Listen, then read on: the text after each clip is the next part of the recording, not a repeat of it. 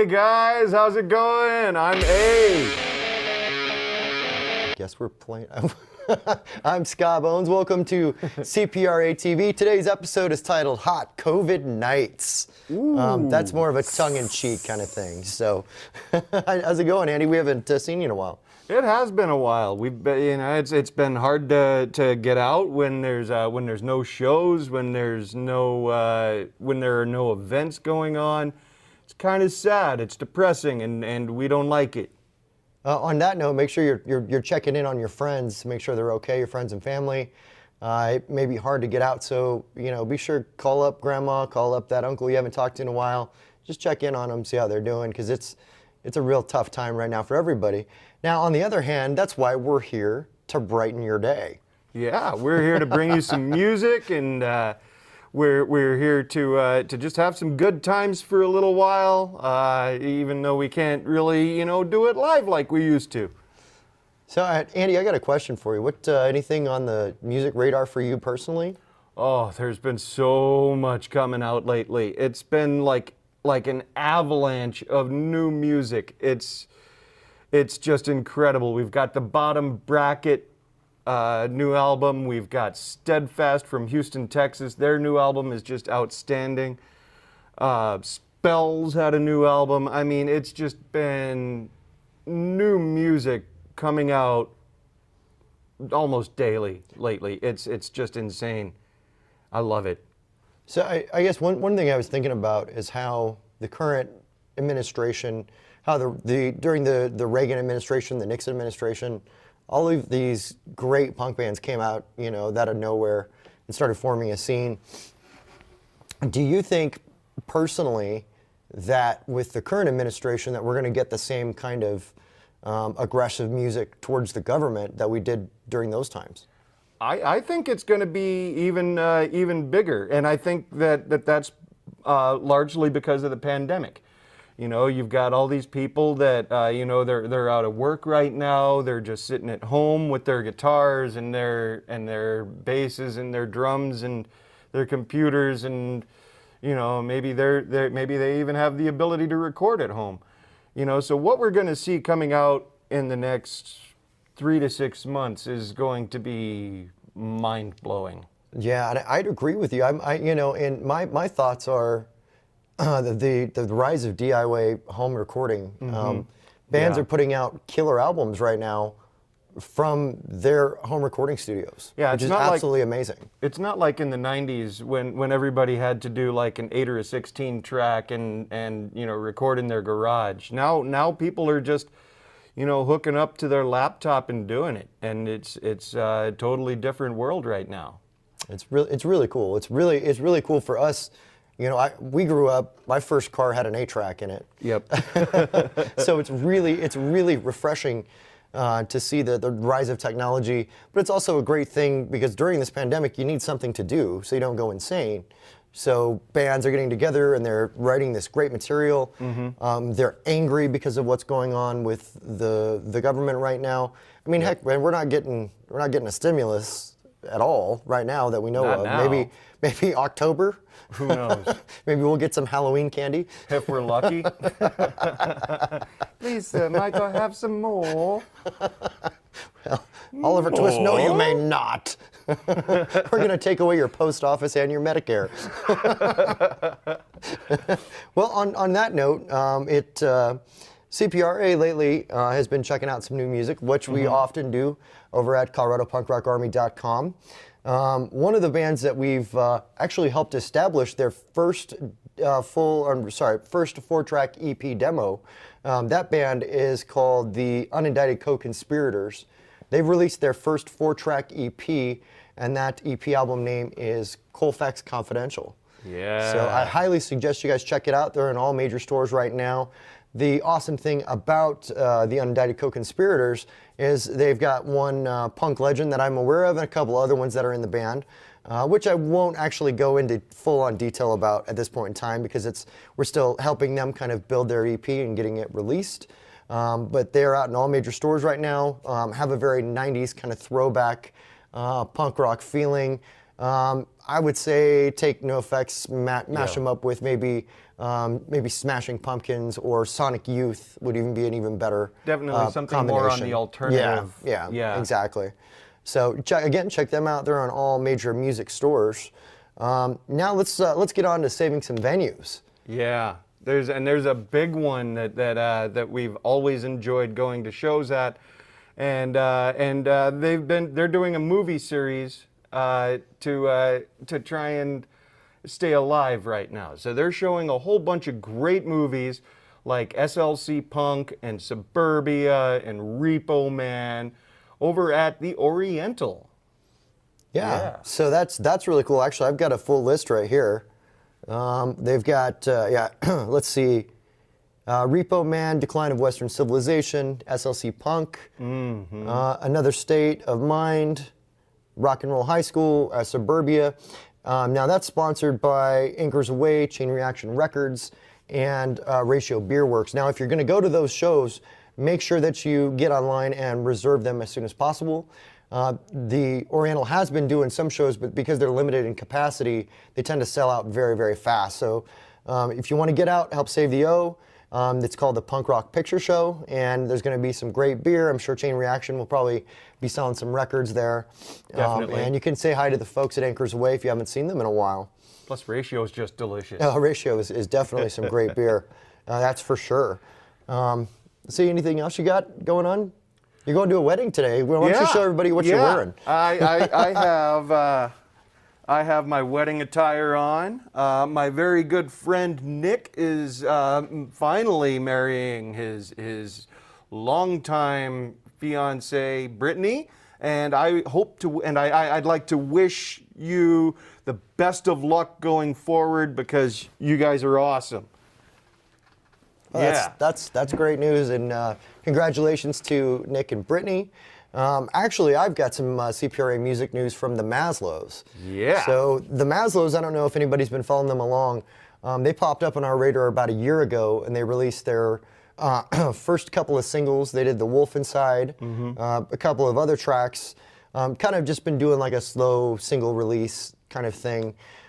They've actually put out a full 14-track album called Community Locker. And you know me, I'm not really that pop punk kind of guy. I feel like pop punk, say from the early days of you would say Green Day, Blink-182, it's changed. When it hit the 2000s, it hit kind of like an emo phase, and suddenly pop punk kind of went darker. And so once I listened to Community Locker, I was like, wow, these guys are kind of bringing back that 90s pop punk feeling where even though it's some of the lyrical content isn't really happy, they make you feel that way. So it's the stuff that doesn't make you feel like a wrist cutter. Yeah, exactly. Well, I didn't want to go that far. Oh. But the Maslows' new album, Community Locker's out in all major music stores. I sat down with the guys in the Maslows, and we're going to run that video right now. Again, it's called The Maslows Community Locker. Check it out, and check out the video. We'll be back. It might be already running. Hey guys, welcome to CPRA TV. This is Skybones. I'm actually talking to the guys, not all of the guys. Unfortunately, we're missing Beatmaster D today, who's the drummer from Denver's The Maslows. And first off, I want to congratulate you guys on your brand new full-length EP. I was going to call it an EP. It's a full album release. Can you guys tell us what it's called? Yeah, it's called Community Locker, and it dropped on August 6th, and we are very excited about it. So I actually reviewed Community Locker on ColoradoPunkRockArmy.com a few days ago, back on Friday, actually. And I absolutely love that album. For me, I personally, I feel like that album gave me a breath of fresh air when it comes to pop punk. As far as you guys, congratulations. I mean, can you tell our viewers, especially, like what it's taken the Maslows to get to this point, and maybe a little origin story would be great. I know that you guys kind of have a cool story behind you. Yeah, thank you so much for that praise, man. It's always so cool to hear. That's kind of what we were going for, just some freshness in the record and like trying to differentiate ourselves from kind of the norm of pop punk. And try to reinvent some things and paying homage to some others. So yeah, that Oh, means sure. a lot. Thank you so much. Yeah. Second that. Yeah, in terms of origins, you're right. It's kind of, I think we're a little bit unique because we go all the way back to like elementary school. We're all actually all from Lakewood, Colorado, just a suburb of Denver, Wow. obviously. And we kind of got together in like sixth grade. At least the three of us did. Beatmaster Daniel, he's 2 years younger than us, so he wasn't quite involved until like high school. But yeah, just we've grown up making music together, and like we officially called it the Maslow, starting in 2017. We had a bunch of names before that, and this is kind of the. Just so our viewers know, it's not the other band, the Maslows, which is with an S. It's Mazlows. But hey, if you listen to them, go listen to them. These guys are a hell of a lot better. That Sorry, Z makes go a big ahead. difference. Yeah, I know the first time I Googled you guys, Google was like, it's MAS. And I was like, no, it's not. And I had to like fix it 5 times. Yeah, I think Google has it now. We finally released enough music that they're like, okay, there's a difference. But yeah, kind of going back to the original question, yeah, we've kind of come a long ways from how we've originally gotten together. As Colin had mentioned, we started out really young and kind of had that point of growing apart, and then came back together and decided that we really wanted to put our heads down with the album after probably about, I think we were playing live for 2 years or so pretty consistently, and then decided we started getting a catalog of songs going and figured that it was time to put our heads down and make the album happen. We recorded it maybe in that was this somebody room else. right here. Oh, really? Holy crap. Yeah. Wow. Personally, I thought it was done at a professional recording studio. I didn't know that. That's Oh, amazing. hell yeah. Wow. I mean, that's the biggest That's- compliment you could possibly give, because yeah, the decision to do it all ourselves was not one that we took lightly. You know, we used to record at the Spot Studios and we still love those guys. It was a challenge that we really wanted to try to learn how to record and mix and master and everything. And that's why it took so damn long to finish. So I know that a couple of months ago, you guys hit with one of your tracks. I don't know if it was The Wolf Inside, or was it one of them hit like 15, was it like 20,000 plays on Spotify or something? I can't remember off the top of my head. Yeah, Yeah, Leaving what is it, Town Nate? actually just crossed Was that. it Leaving Town? Okay. yeah. Yeah, Leaving that Town. threshold. But yeah, that's always awesome to see, because like we were kind of doing everything really, really organically with trying to get plays and just kind of put our new music out there. Yeah, Wolf Inside was kind of our third single that came out in 2019, which we heavily promoted, but it's just like, I think people were hungry for new tunes, and like we came out at a good time and with some good stuff, hopefully. So yeah, you were talking about praise. Like we've been seeing some cool press from around town, like new Westword article came out today. Westworld. Westworld, Boy, yeah. I Shout do out that to all the time too. yeah, Anthony Yeah. Hopkins, yeah. I've been saying that also. And my grandma, every time she would see me, she'd be like, you know, that Yul Brenner guy died because he smoked cigarettes, and he was in that bad movie Westworld. Oh man, So yeah, that has absolutely nothing to do with what we're talking about. But anyhow, that's funny though. so Yeah. Leaving Town's a great. And speaking on that, so you said well, how many plays it was by chance? I think it's just at about 20 now. Yeah, we came Maybe out with just that one shy. just about a month ago. So yeah, it's awesome to see that kind of. That's amazing. That- In 30 boom, days yeah. time. So why don't you guys tell me? So Leaving Town was actually about you guys, right? Yeah, pretty much. That's one of those songs that really kind of shows the evolution of the band, because that intro guitar lick we wrote when we were 15, and we're 30 now, so that's like half our lives ago. And then Wow. we kind of were playing a lot with the lyrics, and then Nate last year, or actually, I don't know, it was like 6 months ago, he was kind of like, hey, I have a new idea for the chorus, kind of talking about like kind of the pop punk trope of leaving town, and we wanted to do our own take on it and kind of show you how, like, you know, when you do leave town, it doesn't really solve your problems the way that you might hope it does, and you might end up coming back home. Yeah, exactly. I think a lot of people, you know, I said this when I was younger too. I'm like, I'm out of Denver. As soon as I turn 18, I'm moving to New York or LA.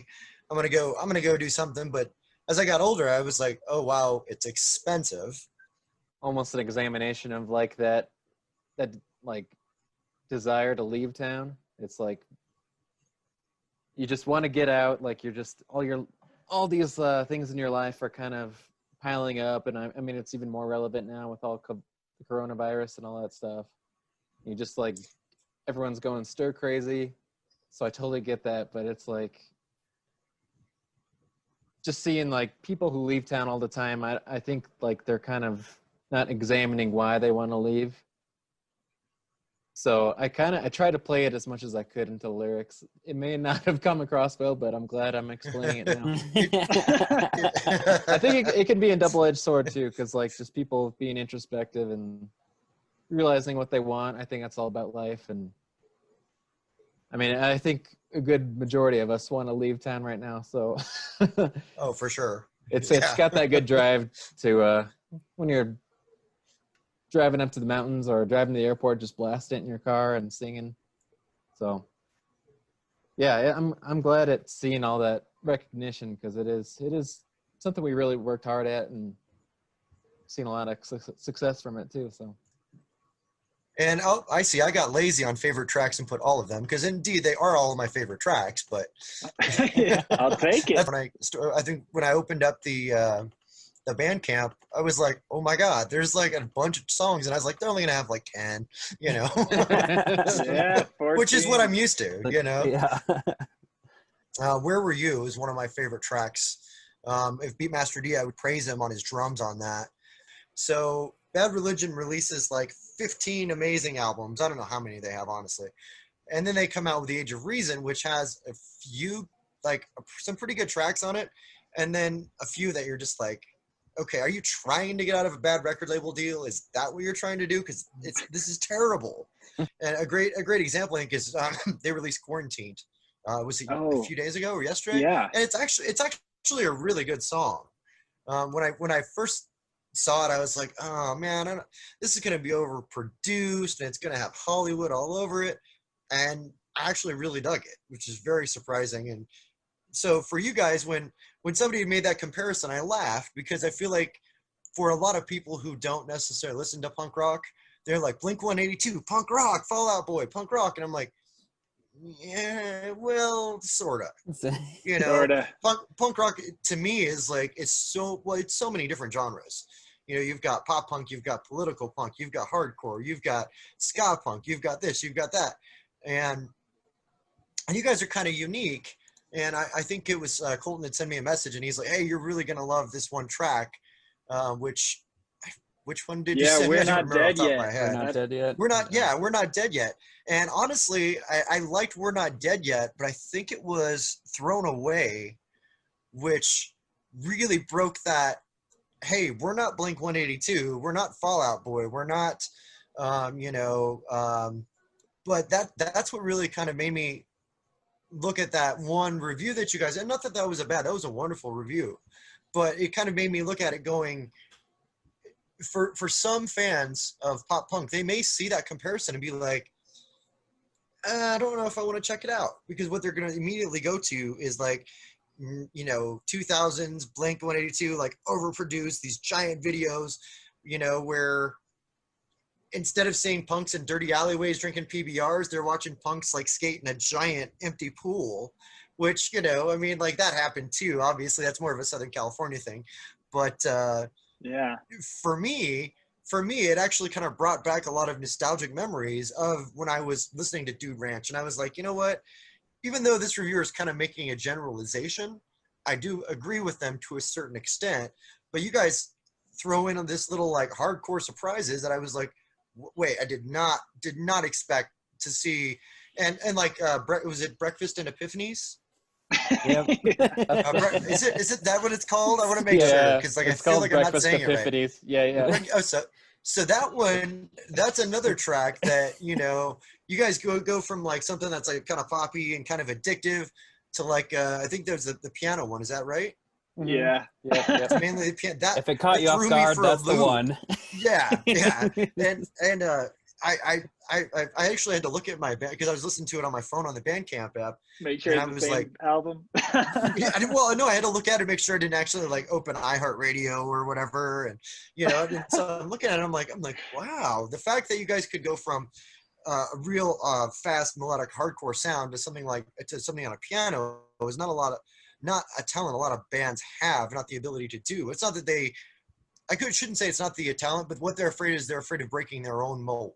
But they're still relatable Yeah. into the sense that, like, for example, Leaving Town, Thrown Away, Breakfast and Epiphanies, which was still, it seemed like a very personal and kind of a sad song, but yet it was like, wow, I can relate to this, even though I'm a 42-year-old man who's married and has toddlers. I can still relate to this. Yeah. And that's, to me, the goal of music and art is to make something that's relatable. And yeah, well, I think you're really touching on CPRA something important. No, it's all good. I really like what you're touching on about, we often we kind of don't like to call ourselves pop punk just because I think it is so associated with emo. And again, nothing against that, but just like we're definitely not an emo band at all, really. And then to set the context, like Blink-182 is super important because the reason we actually became friends in 6th grade is like me and Nate both had like the Now 6 CD and What's My Age Again was on it. And we're like, oh my God, that's your favorite song too? And so they were definitely a huge influence, but I like that you distinguished us from them because that's something we tried really hard to do. Yeah, I was going to say, kind of adding on to it, one of the things that I think we had a lot of fun with the album is being able to put together kind of this wide range that kind of was just a lot of kind of passionate songs from us. And you have a big eclectic mix of things from Leaving Town to Thrown Away all the way to Breakfast Epiphanies. And I think we were talking about it, and we were happy to release that set of songs because there were some songs we may have not considered releasing as like a single or an EP. Like we're not sure if we would have released necessarily Breakfast Epiphanies as a single, but I think within the mix of the album, it's great. And it's really grown on a lot of us. I think it's actually probably one of my favorite songs on the album. And it's something kind of in that kind of wide range of all the songs put together really makes sense when you're thinking of the full spectrum and flow of the album. Yeah. Well, yeah, it completely threw me for a loop. I mean, and Peter, since I've got you, your vocals on many of the tracks are absolutely amazing. And I think it's weird to see you now. Nate. I'm sorry, Nate. You're on. Yeah, Nate. Sorry, Nate. Nate is on vocals. Nate is on vocals. Some of your vocals on some of these tracks are amazing. Well, thank you so much, man. Yeah. And what's nice, one thing I do love about your style, your guys' style of music, and not, is that I can understand what you're saying. Unlike some of the hardcore punk bands, I'm like, let me. I have to read the lyric sheet. I have no clue what this person just growled. You know what I mean? So I appreciate for you guys, vocalizing and enunciating it, as my cohort Andy would say. Another thing here.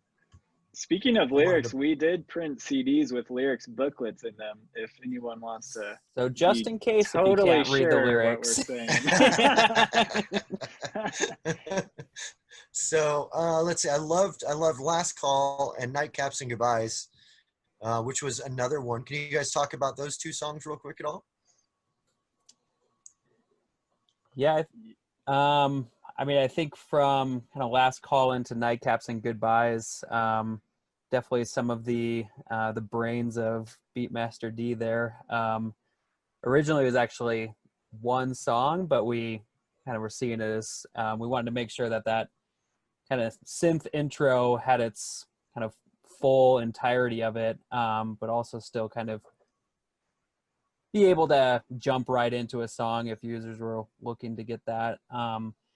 So we decided to split that out into, kind of a synth bridge to lead into that final final song.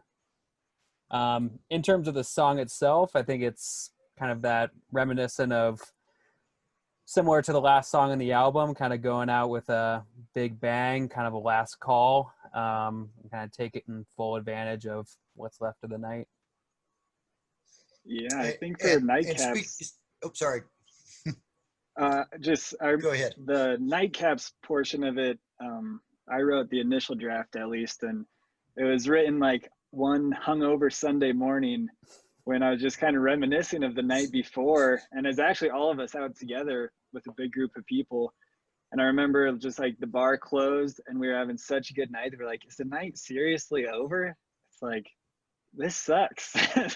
Like, you know, those really, really good nights that only happen like maybe once a year or even less. They just wish could last forever. And it just resonated with all of us so hard that it's one of our favorites for sure.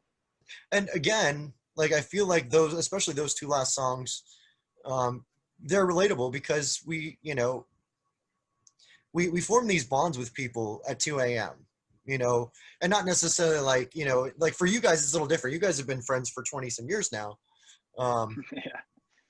And I mean, but at the same point in time, like some of my best friends that I never knew, I met them from passing when I was going to the bathroom at Three Kings, or I was going down to get lunch at, at some Mexican restaurant, ran into somebody. And I was like, oh, hey, I know you from this band, or I saw you at this record store, and those people that I've met have become my friends that I'll be talking to for the rest of my life. And so those two songs really reminded me of when I'm closing out the bar with my friends. So as far as kind of in closing, I guess my question is, when do you guys plan on getting some new material out? Are you going to take a break, or is that already in the works? Yeah, so what's next? I think so kind of the rule of thumb with releasing a record is like we tour the record. Yeah. But with our current landscape, it might not be so possible. So we're talking about doing some acoustic songs, maybe a remix EP in a couple months. So that'd be great. Yeah, we'll definitely have some new content out there, so keep an eye out for that. But yeah, we're kind of reeling off all the after effects of this one. So we're kind of living it up and enjoying it. But yeah, we're still moving forward and thinking about our next steps and all that stuff. Yeah, not to mention, we released 14 tracks, but we actually recorded 20. So oh, wow. With the reception we got with the 14, we're thinking maybe we go ahead and release these other 6. I don't know. We'll see. We'll see how it goes over the next month, I guess. But we still really love those other 6. We just didn't think it quite fit on that'd be a long album. Well, and there's always B-sides, which is great. So if you guys and my suggestion to you would be to get, if you can, I know it's expensive, but vinyl's made a massive comeback, and I would totally buy this record on vinyl. So if you're watching the show, go buy their album so they can put it out on vinyl. Yes. Appreciate that plug. Yeah. This is not an official announcement, but that may be already in the works. It may or may not be. I think I just saw. You heard it here first, folks. Hopefully your publicist doesn't kill me. Yeah. But, yeah, he's going to be knocking heads. What'd you tell him? Yeah. So one last thing that I've got, you can catch the Maslows over at themaslows.bandcamp.com. They're also out on Spotify, Apple, you name it, all the major music providers. I guarantee you're going to dig this band. And hopefully after this interview, we'll have a nice music video up for you or something to that effect. So again, why don't we say goodbye to the boys, except for Beatmaster D, the drummer who couldn't join us. Colton, Peter, Nate, you guys have a great night. And where else can we find you? I don't know if we mentioned your Facebook or your Instagram or something to that effect. Yeah, just at the Maslows on all socials. You can go to themaslows.com if you want just an easy place to get all those links. Yeah, that's about it. All right, guys. Well, thanks for giving me the time, and I guess we'll go ahead and call it. You guys have been watching CPRA TV, and we're here with the Maslows.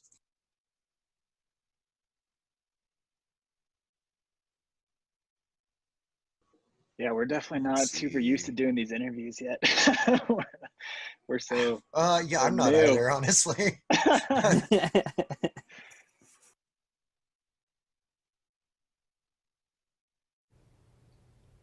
Hey guys, welcome back. We hope you enjoyed that interview. The Maslows are just awesome. You definitely want to check that album out. That's about all we have time for this week. Well, we were actually going to show you guys the Maslow's The Wolf Inside, but we had some technical difficulties. So make sure you go to YouTube, type in the Maslow's The Wolf Inside, and you can check out their latest music video. But yeah, from here in the studio, we're having some hot COVID nights. Yeah. One thing, do not forget to vote. It is Vote. imperative to vote. Make if you're sure going to do a to mail-in, vote. 2 weeks in advance. Get that in as soon as possible. Have somebody, we actually will volunteer to come pick up your ballot and drop it off at the ballot box if need be. Yep. So you guys have been watching CPRA TV. Make sure you follow us on YouTube, Facebook, Instagram, and now we're on TikTok with all the kids. I still can't do the floss though. See you guys. Have a good night, guys, and we'll catch you next time. And we're still live. Cool. All right, we're clear. Awesome.